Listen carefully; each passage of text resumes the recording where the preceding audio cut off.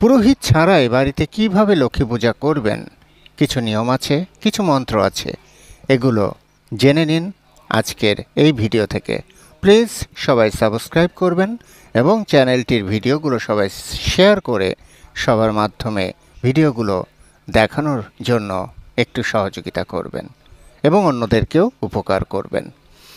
লক্ষ্মী পূজায় কিন্তু কাসর ঘণ্টা বাজাবেন না, এতে লক্ষ্মী অসন্তুষ্ট হন। শুধু শাঁখ বাজাবেন। মাটির মূর্তি, সরা ইত্যাদি নানা রূপে লক্ষ্মী পূজিত হন বাংলার ঘরে ঘরে। আশ্বিন মাসের পূর্ণিমা তিথিতে ধন সম্পদের দেবী লক্ষ্মীর পুজো করা হয়ে থাকে। লক্ষ্মী নিজের ভক্তদের ধন সম্পদ ও মনস্কামনা পূরণের আশীর্বাদ দেন এবং অলক্ষ্মী বিনাশ করেন। ভাগবত পুরাণ, বিষ্ণু পুরাণ ও ব্রহ্মা পুরাণ অনুযায়ী ঋষি ভৃগুর স্ত্রী খ্যাতির গর্ভে লক্ষ্মীর জন্ম। অন্যদিকে শতপথ ব্রাহ্মণে ব্রহ্মা থেকে লক্ষ্মীর উৎপত্তির উল্লেখ পাওয়া যায়।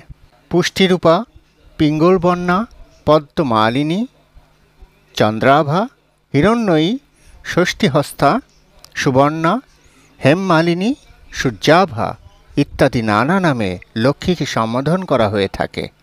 মাটির মূর্তি, সরা ইত্যাদি নানা রূপে লক্ষ্মী পূজিত হন বাংলার ঘরে ঘরে। বাড়িতে পুরোহিত ছাড়াই কীভাবে লক্ষ্মী পূজা করবেন তাই এখন বলছি। প্রথমে চারিদিকে এবং যে বা যারা পুজো করবেন তাদের মাথায় গঙ্গা জল ছিটিয়ে দিন। তারপর শ্রীনারায়ণকে স্মরণ করে পূজা শুরু করুন। পুজোর স্থানে একটি তামার পাত্রে জল রাখুন। সূর্যকে এই জল অর্পণ করতে হবে। সূর্যকে স্মরণ করে তামার পাত্রে জল ঢালতে ঢালতেই সূর্যকে স্মরণ করুন। মাটির একটি গোল ঢেলাকে সমান করে তার উপর ঘট বসান। ঘটের সামনে ধান ছড়িয়ে দিতে হবে। ঘটে সিঁদুর দিয়ে স্বস্তিক চিহ্ন আঁকুন। এবার ঘটে গঙ্গাজল ভরে তার উপর আম্রপল্লব রাখুন। আম পাতার উপর তেল ও সিঁদুরের ফোঁটা দিয়ে দেবেন। পাতার উপর হরিতকি ফুল দুর্বা রাখুন। ঘট স্থাপনের পর ধ্যানমন্ত্রে লক্ষ্মীকে প্রণাম করুন। মন্ত্রটি হল ওম পশাখমালিকাম্বোজ শ্রীনিভীর্যম্য সৌম্যয় পদ্মাসনস্থং ধায়শ্চ শ্রিয়ং ত্রৈলোক্যমাতরং গৌরবর্ণং স্বরূপাঞ্চ সর্বালঙ্কারভূষিতাম রৌক্নো পদ্মব্রগ্রকরং বরদং দক্ষিণেন তু। এই মন্ত্র কঠিন মনে হলে উচ্চারণ না করাই শ্রেয়। সেক্ষেত্রে লক্ষ্মীকে স্মরণ করে প্রণাম করুন। এবার লক্ষ্মীকে আহ্বান করুন।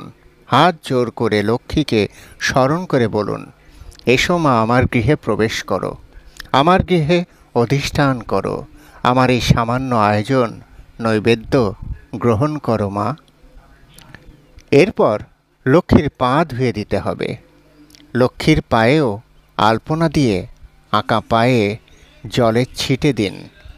এবার ঘটে আতপ চাল, দুর্বা, ফুল ও চন্দন দিন। তারপর এক এক করে লক্ষ্মীকে সব অর্পণ করুন। ফল, মিষ্টি ইত্যাদি নৈবেদ্য দিন। ধূপধুনো দেখান। অর্পণ করার পর এবার পুষ্পাঞ্জলি দিতে হবে। হাতে ফুল নিয়ে পুষ্পাঞ্জলি মন্ত্র বলে 3 বার অঞ্জলি দিতে হবে। মন্ত্রটি হল নমস্তে সর্বদেবানাং বরদাসী হরিপ্রিয়ে জাগতিস্তং প্রপন্নানাং সামে ভূয়াত্ত দর্জবাত। তারপর লক্ষ্মীর বাহনকে ফুল দিন এবং নারায়ণকে স্মরণ করে ঘটে ফুল দিতে হবে। এবার ইন্দ্র ও কুবেরকে স্মরণ করে ঘটে ফুল দিন। তারপর লক্ষ্মীকে প্রণাম করুন। অবশেষে লক্ষ্মী পাঁচালি পরে পূজা সম্পন্ন করুন।